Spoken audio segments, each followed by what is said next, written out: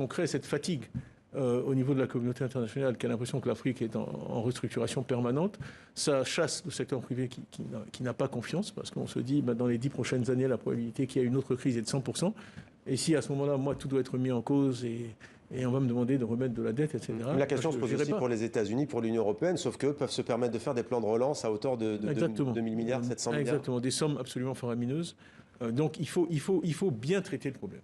C'est plus ça que je dis. Il faut le traiter et le traiter de façon un peu définitive. Quel poids de la Chine en lisant Le Monde ici même, là, tout à l'heure, je voyais que vous étiez plutôt positif sur la manière dont la Chine intervenait. C'est positif que la Chine soit venue dans ce je parle plus français, dans ce cadre commun, qui a été défini pour elle. C'est très positif parce que c'est un partenaire important de l'Afrique. Il faut aussi quand même voir, on ne parle que de la dette, mais il y a l'autre côté de la pièce, qui sont tous les investissements qui ont été réalisés avec cette dette. On ne parle pas assez.